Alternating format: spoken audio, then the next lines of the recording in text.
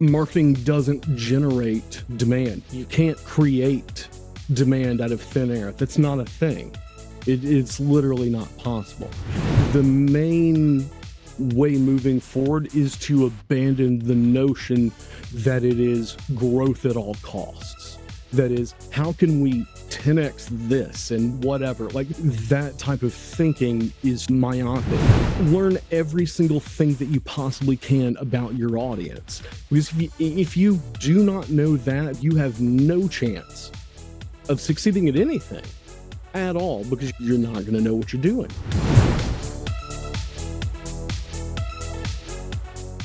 Today we're going to talk about demand generation for your B2B SaaS. My guest today is Clark Barron. Clark is the CEO of Ronin, a cybersecurity marketing agency and co-host of the Late Stage Demand podcast. I came across Clark when he wrote an extensive article on the Tesla hockey stick giveaway, which went completely wrong, so we'll touch upon that a little bit. Before starting Ronin, Clark has been in multiple marketing roles where the last years mostly focused on demand gen. When researching Clark, I found this quote: "At the end of the day, we're all launching legal cyber attacks at people, trying to get them to take an action they wouldn't otherwise take without our influence." Let's find out what he means with this. Welcome to the show, Clark. Hey, man. Thanks so much. Really appreciate it. Thanks for coming on. Let's start with your quote. What do you mean with this quote? Yeah, it usually is a foreign concept to those outside of the cybersecurity industry, the IT industry. One of the things that I started to notice once I got into the cybersecurity industry is that a lot of what we do as marketers looks exactly like a cyber attack. I started to investigate and make comparisons. If you take the high-level architecture of a cyber attack and step by step and put it next to a marketing campaign, each step is almost exactly the same. For example, malicious actors, bad guys, criminals, right? If they're wanting to exploit a vulnerability, right? They're wanting to exploit a person and commit a crime. They're going to do recon on that target, learn everything about them. Just because we call it persona building, it doesn't really make it any different. The next thing they're going to do is they're going to see which vulnerabilities they're able to exploit, and then they're going to develop a very targeted payload to exploit that vulnerability. Whereas what we do is create ICP-focused content to hit pain points of our prospective buyers. It's all the same stuff. And this is one of the things that I was able to really shake up in the cybersecurity industry, is just that level of self-awareness that we need to have, because our buyers in cybersecurity are the ultimate skeptics. We have organizations that are still doing email marketing where they're trying to get someone to download a PDF attachment and sending these to people that are world-class experts at defending against and educating other people to defend against attacks that look exactly like that. We're expecting the marketing to work. Intent matters. Malicious actors trying to commit a crime or phish someone by getting them to download something. But it still looks like the same thing. Their brains are hardwired, let alone the insane levels of security they have on their email. Like, if you can even hit their email inbox, it's this level of empathy and self-awareness that the more technical industries have to adopt in their marketing. Nice. Both industries run experiments to see what is working. In the end, they'll probably exploit the things which are working and continue with it as well. Exactly. Nice. We're probably going to touch more in the rest of the podcast, but let's start with talking about demand generation for B2B SaaS. If we start at the basics, how would you explain demand generation? I get this question a lot. My answer usually changes by the week. Demand generation is one of those things. That term alone has been so bastardized over the years that a lot of people associate it with performance marketing and paid ads and this stuff. A lot of people get really abstract with it and start incorporating field marketing and brand and things like that. And then it eventually just devolves into this homogenized soup of basically being a catch-all for all the good marketers that are just specialists and happen to be good at everything, because the first person that's going to be asked to do something in marketing organization is generally the demand generation person, unless you're running very specific field marketing, like in-person events only or something like that. But when it comes to demand generation itself, one of the things that I think we have to learn to accept is marketing doesn't generate demand. You can't create demand out of thin air. That's not a thing. It's literally not possible. And so the name itself is really a misnomer. And demand gen marketers were really screwed from the very beginning, because we've spent the last 5 years trying to figure out what they do. By they, I mean me and other marketers out there that either specialize or dabble in or have or complete fanatics and have devoted their entire lives to demand generation marketing. But a lot of people are now starting to realize that, and this is what will apply, directly to B2B SaaS, is a lot of people are starting to realize that the main way moving forward is to abandon the notion that it is growth at all costs. That is, how can we 10x this and whatever? Like, that type of thinking is myopic. It just becomes an extension of sales, and that's it. And at that point, there is no creativity, there is no craft, there is no psychology behind it, there is no qualitative research, because a lot of the things that are actually effective in marketing, and specifically very effective in B2B marketing, it can't be quantified. In B2B SaaS, VCs have a big problem with that. ROI can't be proven. You hear a lot in this industry that if I put in $1, how many do I get out? And you always have to stop somewhat. Like, those are the types of questions that demand generation marketers get asked on a daily basis by people that don't know what they're talking about when it comes to marketing. If we're looking to define it, that's going to change every single day. It's going to be completely and utterly predicated on the organization at which you're working at. Do you have the headcount to spread responsibilities? Early stage SaaS startups, sometimes it's usually just marketing hire number one. It's one person, and they're doing literally everything. And so that trend goes on for so long, and there are so many B2B SaaS startups, and you have an entire generation of marketers thinking that marketer number one, combined with the fact that everyone is using the term demand generation, that person doing everything, demand gen still being like at the very in the zeitgeist, they're associating demand generation with literally being able to do marketing, all of it. And so that's why I say it doesn't matter what the definition of demand generation is. It's dependent on your specific situation and what you're being tasked to do, because as a discipline, demand generation changes by the second, because it's all whoever decides to associate with it. And that's going to be different. If you talk to 100 people, 99 of those people are going to have different definitions of demand generation. So if you have that many people contributing to that conversation and none of them can agree on anything, then why does it matter? Yeah. And one thing you said, effective things can't be quantified and ROI can't be proven. How do you know something is effective if you can't quantify it? A lot of that narrative is perpetuated by VC culture, the advent of the CRO, things like that. A lot of things in B2B specifically. B2C will throw money at anything, and they can control the masses. When it comes to B2B, everybody wants to quantify everything, but as it turns out, that's not the entire picture, because if we were able to go by specific attribution models and we could attribute everything to last touch, and that's what would get us our next funding round or look good in a slide deck, things would be all unicorns and rainbows. But that's just not the case anymore, because when you're trying to figure out whether or not you can attribute every single dollar you make to one specific touch point or campaign or ad or landing page or whatever, if you're assuming that your buyers are jumping into the funnel, you're assuming so much about your audience and your potential customers when you really don't know anything about them.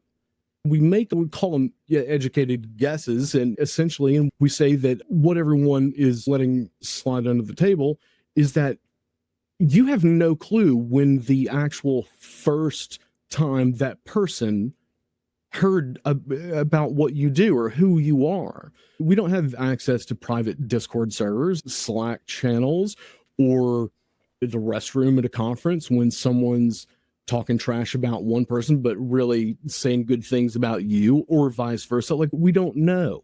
A lot of people call that the dark funnel, but it's just anything you can't attribute. We've learned the buyer journey is not something to be controlled, because you can't control what people do. The entire concept of the buyer journey and attribution and things like that, those concepts are based on the fact that we have to keep our jobs. We have to secure that next round. We have to please the board, our boss, whoever. But when we're in a position to where the only things that we're allowed to do as marketers are the things that we can 100% either, whether it's a 0 or a 1, if you can attribute it, that's what we're doing. Maybe it worked, maybe it didn't, but I have to know. I have to know for an absolute fact whether it worked or not. I have to be able to prove it, show it to other people, because our lives are on the line. That's not how buyers operate. That's not human nature. A construct developed by the corporate world, by VCs. There's so much to getting someone's attention that you're completely ignoring by just, we're only going to do things we can attribute and nothing else. The qualitative is what we really need to be spending our time on, because if we're actually like talking to our customers, if we're doing real, like in-depth qualitative research, then they will tell us where they are. And then we can start to get a clearer picture of how our audience, potential customers and buyers operate. At that point, we can start to build some models that attribute a little bit further down the line than we could have seen before. But you can't just go from the very beginning and go, I don't know if that's going to work, so I'm not going to do it. Until you do it, you don't know. Yeah, I definitely don't disagree with you here, because the podcast is like an example for our company. I'm doing it now for 2 years. Can I measure what comes out of it? Not really. Metrics are gone. Sure.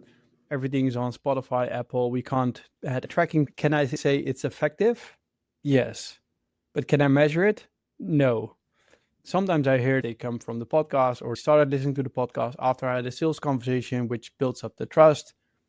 I definitely agree here. I was just curious. You have to do things you can't quantify if they're effective.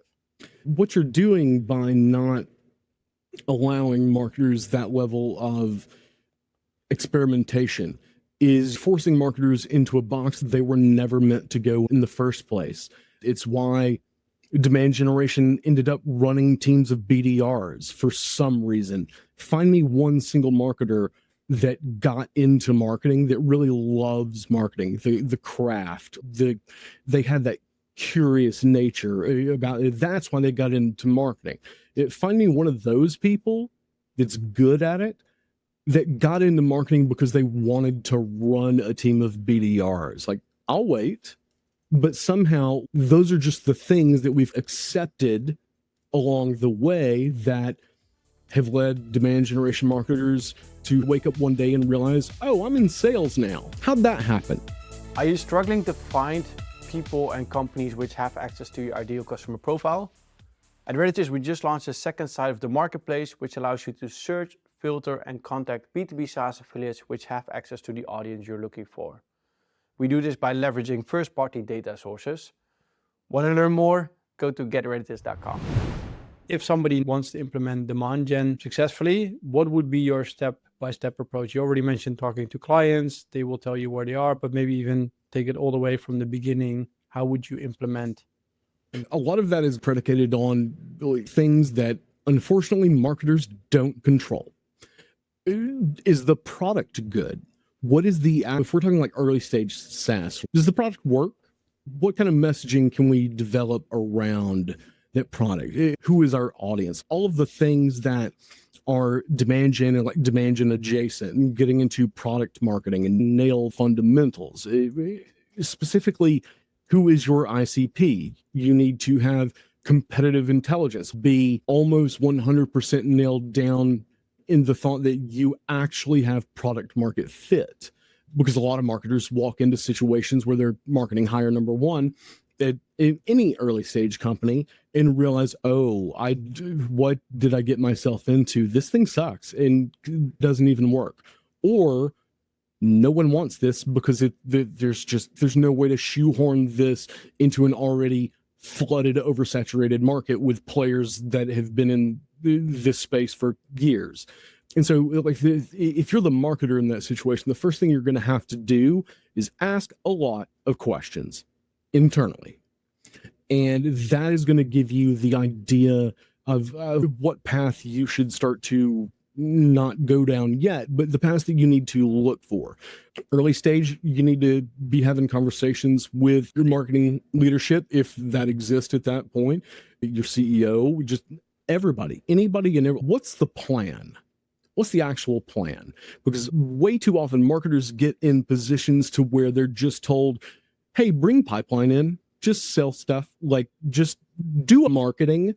And they go, okay. That's one of the things that I hate about demand generation in this day and age, is that unfortunately a lot of demand gen marketers are set up for failure, and they're not even afforded the luxury of being able to get their own function up to speed before they're shown the door. This happens all the time in SaaS, all the time. When you work your way up market, it happens a lot less. Their tenures get a lot longer. I think there's a lot to play in terms of organizational maturity. For the most part, if you want to implement a demand gen program, the first thing you're going to have to do is learn every single thing that you possibly can about your audience. Because if you do not know that, you have no chance of succeeding at anything at all, because you're not going to know what you're doing. You're not going to know what they respond to, what they like, what they absolutely do not, which is just as important. Having those conversations up front about demand generation, product marketing, whoever, being able to do that qualitative research and that's needed to really lay a good foundation for a solid demand gen motion to take shape and thrive, get that function up to speed. That is where 100%, as a marketer, that's where 100% of your focus should be before you ever sign up for LinkedIn ads or put a bunch of integrations into your HubSpot. Anything. Have those internal conversations, or anything else that you would have done is not going to matter, because you're going to get fired. Let's assume the foundation is in place, right? You nail the fundamentals, you learn everything about your audience. What would be the next steps in your opinion? Start experimenting with channels and content. If you're well informed at this point about what really resonates with your audience, you've looked at competitors have done, you've done some qualitative research, you've got enough variables there to throw in the soup. Start experimenting. Don't assume that just because someone says their channel doesn't work, it doesn't work. Always keep in mind, if you don't try, if you don't take a risk, if you don't experiment, you're never going to know. For example, one of the things in cybersecurity, everyone assumed that just because it was security, and we were marketing to not only cybersecurity buyers like CISOs in the C-suite and at the VP level, that also we're also marketing to the practitioners, the people that are actually using the tools daily. Those people are very skeptical. They're very security conscious. And so no one ever thought everybody for the longest time was just like, TikTok's dead. Don't even think about it. Don't even think about it. But you have to experiment. You have to try channels that you wouldn't otherwise do. If you think 40-year veteran CISOs aren't in the bathroom scrolling TikTok, you're wrong. They're humans, and humans do weird shit, right? So just make sure that you're casting a wide net first in order to get enough. And granted, like we said, like we've done our qualitative, and now it's time to start actually getting some numbers in the door. Have a game plan to cast a wide enough net on different channels, with experiment with different creative, different formats, different messaging until something hits. And don't give up on any specific motion or channel or whatever you want to call it, or campaign. Don't give up on any of that until everyone on the team and a few key players cross-functionally are happy with the data set. They're convinced that we can actually make a decision. Now, obviously, within any organization, it's going to vary who's actually in that conversation. But if when you're talking to the right folks, make sure that you have buy-in and you have given it your best shot to see what works, and you actually have some data to work with. And that's why I say experiment, because you don't know if you don't know. Yeah, so really start with an open mindset, no assumptions, try everything. There's quite a few contrarian takes already here. What is maybe another popular belief which really is out there right now in the space where you completely disagree with? What is one contrary take? So to clarify my take, brand is 100% not dead. Brand is very much alive and needs to come to the forefront in a huge way. A lot of people do find controversial is how much I index on brand. I'm a creative at heart. I got my start in digital creative agencies doing brand work for big brands, everybody from Exxon to Jimmy Buffett and everything in between. I love those big flashy campaigns. I know they work. You come into B2B, you get a little humbled, sure. But again, we're talking about humans. But I digress. In terms of demand generation, a lot of people are starting to realize that, oh, maybe it's not just cranking out ads and trying to quantify every single thing to hit an arbitrary KPI that someone that doesn't know anything about marketing made up for us. People are starting to realize that maybe we shouldn't think like that. And so you see some of the lower part of the scale of organizational maturity, you see a lot of those startups really focus on brand, which is awesome. That plays into your demand generation program. Brand is demand and vice versa. One is about perception and how your brand is perceived by an audience that knows you, doesn't know you, may know a lot or a little about you. And demand is the vessel to get to those people, whatever the content, the message, whatever that may be. And so it's not, a lot of people are having this debate right now that is brand versus demand. That is very incorrect. That is just an objectively incorrect way to think about that. That's not a debate or an argument that anyone needs to be having.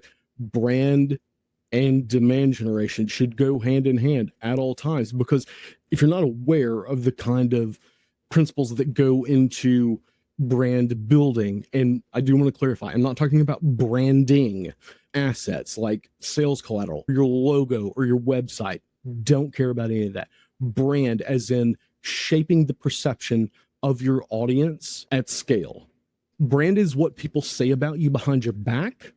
Marketing and demand generate things like that are the ways that you try to influence. With that analogy, you can see how they have to work hand in hand. So many people are just caught up in this.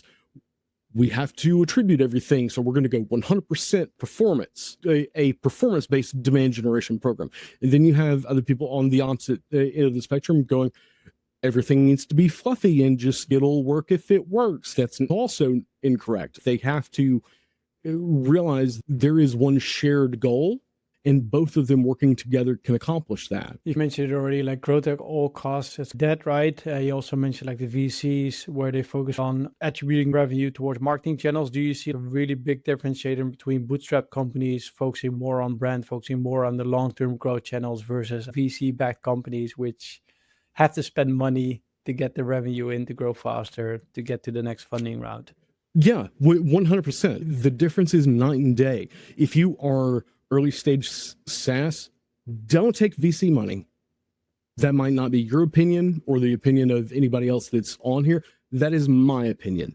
It'll ruin your life. Like I've seen it time and time again, because once you cash that check, it's not yours anymore. It's not the reason that you got into this in the first place. You're beholden to whatever they say. If you don't hit it, you're out, or the whole dream is dead. So many founders out there. Is that really why you got into this? Is it really why you tried to solve the problem that you set out to solve? That's why you put your blood, sweat, and tears into building something like this from the ground up, only to have someone's just turn it into a factory? Like at some point, you have to realize that if you have taken VC money, then it's not about you or the dream or the mission or whatever. Like, it's not about that anymore. At that point, the only reason that any of you are there are to buy those assholes another boat. That's it. And so when you see bootstrapped companies that refuse those types of checks, is there explosive growth? No, of course not. You can't expect that to happen when there's not just a fire hose of money going directly into a fire.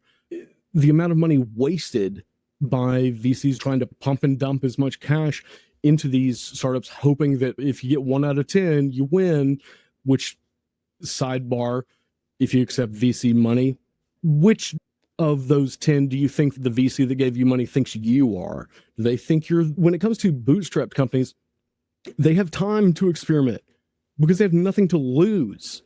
They can put everything into product. They can put everything into brand. And that's why you see those, like, it is a slow and steady race, but they come out with better products, with a clear vision of what they're trying to accomplish, what they're trying to say, the things that they're trying to change within a certain industry, a problem they're trying to solve. You see that all the time. A lot of people think they don't get the attention. It's not as sexy because, like, we raised a $20 million A round. Okay, great. Talk to me in 6 months and we'll see how much of that you got left and what you have to show for it. The issue at VC-backed early-stage SaaS startups, when you have that level of money, we both agree we want explosive growth. We want 10x returns on this. That doesn't account for all the things that, if you were bootstrapped and you could take your time and figure, it doesn't account for all the things that going slower could actually accomplish. Knowing whether or not you actually have product market fit, or whether or not your product actually works the way you think it does, or if your audience wants it. There's no time to experiment. There's no time to get to know your audience on a more intimate level and, like, actually speak with them about what they need, the problems they're trying to solve within their groups, their organizations. And once you get into late stage demand gen, it is just, I don't care how much money, I will cram $1 million into the engine as long as I get $1,000,050. It's wild. And once organizations like that find one single thing that accomplishes that, then your marketing team is only going to be responsible for doing that one thing and nothing else. You're going to neglect brand.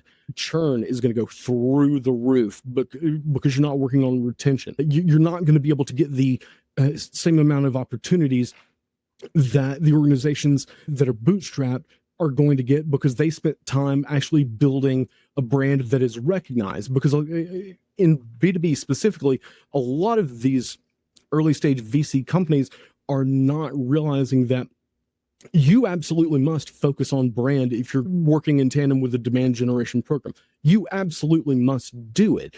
It is well documented. It is proven that B2B buyers, when they decide to start their actual buyer journey and if they're problem aware and they're going to start to evaluate solutions, the second that happens, they already have 3 names in mind before they ever go to anyone's website, click on anything, see an ad, click on an ad, fill out a form. Before any of that happens, 3 names. If you are not in one of those 3 names, you're done. The only thing that can accomplish that is brand, period.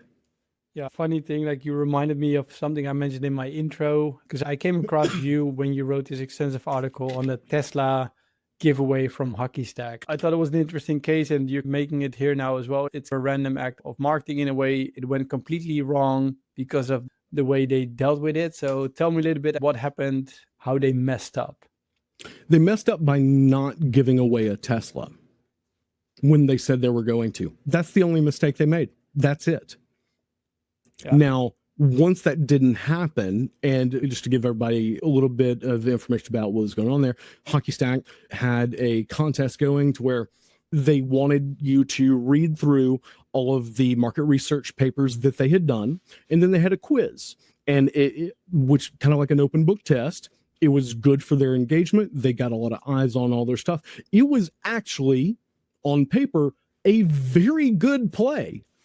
Before I learned of all the nonsense that ended up going south with that, I had actually praised them for not exploiting their community, their audience, because before that, on my page and on our channels, we were talking about how ZoomInfo had founded a community, and then not 30 days later, they were already exploiting them and trying to get them to push ZoomInfo. And so here Hockey Stack comes along with this contest, and I, like an idiot, gave them the benefit of the doubt and said, this is how you do it. It was great. We're giving away a great prize, heavily incentivizing checking out the content. It's engaging because I can actually take a quiz. Like, it was great. There's nothing wrong. Like, could it have been better in, like, conceptually? Sure. But for the most part, it's a damn good play. When you're talking about brand building, and when I'm defining brand as what people say about you behind your back, how effective did that particular contest, that campaign, become once they just didn't do it? And so then we got this whole rigmarole about their delaying it here and there. And then people that had seen my post, people came out of the woodwork, started to ask me and tell me all these stories about their experience with Hockey Stack, and some had former customers, some were contestants, finalists, were supposed to be in the drawing to actually get the car. It's long story long. 6 months later, they finally did it. They followed through, I guess you could say, half a year later, and announced a winner. They made a wire transfer because it wasn't an American winner, so they couldn't accept the car. They had a cash alternative. They did that, coincidentally enough, on the day I released my article. Who knows? But to tie this into something we can actually learn from, that's a demand gen play. It is the correct way to incorporate brand, because you have things you can attribute, which is the engagement on all the content. You get those folks identified, run them through your machine. That'll satisfy all the people that are looking for hardcore attribution. But in the meantime, you've also got all the PR and the brand building that comes along with saying that you're giving away a Tesla. So that it's so weird how they managed to nail exactly what I've been preaching about brand and demand going hand in hand. It's weird they nailed the strategy of the campaign itself and then just completely shit the bed when it came to actually coming through on it. But in theory, yeah, that's a great way to do things. Nice. We're going to start wrapping up. I'm going to ask 2 questions, which I always ask at the end. So when we talk about growing a B2B SaaS, like what kind of advice would you give a SaaS founder who's just starting out and now growing to 10K monthly recurring revenue? If I were to have that conversation with a SaaS founder going from scratch, trying to help them understand how to get to 10K MRR from zero, the first thing I'm going to say is, why is that your goal? Why do you want to do that? We're going to have that conversation and just really evaluate, figure out your own motives, dig deep into who you are as a person and how motivated that you truly are to make this happen. And the reason I say that, and that may have nothing to do with marketing, right? But it has everything to do with marketing. And I'll explain why. Because I know it sounds like I'm a therapist right now, having these like deep, meaningful conversations and seeing what you're really made of and confronting what you actually want to do with yourself, your life, your company, your baby pet project. You really need to have a tough look in the mirror and have that conversation where, do I really want to put in what it's going to take? Because what it's going to take, and this is why we have to do so much introspection, is it's going to take you being the brand. It is founder-led growth. It is founder-led sales. You've got to be able to take care of everything, because in the beginning, it is you. You might have brought on a partner. You might have built whatever the thing is with someone else. But for the most part, it's you. If you're the founder, it's you. And you're not going to have money to throw at traditional demand gen stuff. You're not going to have money to throw at huge stunts and the spectacles that are big brand plays. You're not going to be able to do any of that.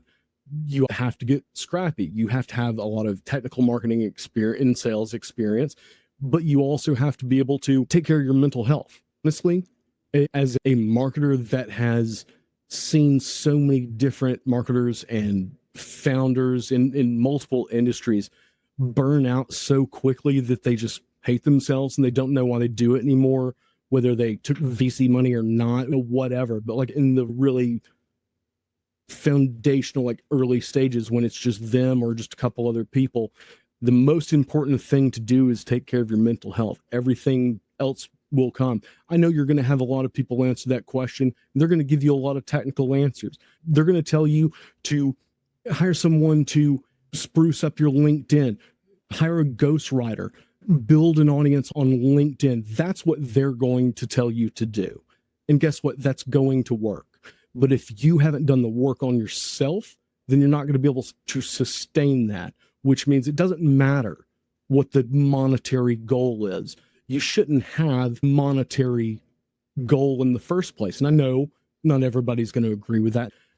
You should be able to set healthy goals for yourself, whatever they are, but it shouldn't be money. It should be a problem. It should be steady growth along the way, whatever it has. I'm not comparing myself to someone else that has already accomplished that, and that's where I got that arbitrary number from. All I'm trying to do is be better than who I was yesterday. That is how you take over the world.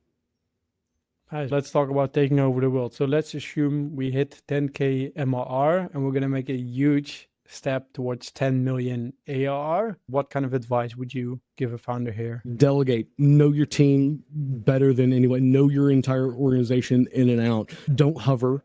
Don't keep your hands on everything. Don't micromanage and whatnot. We're starting to see organizations that are accomplishing those bigger numbers with fewer and fewer people.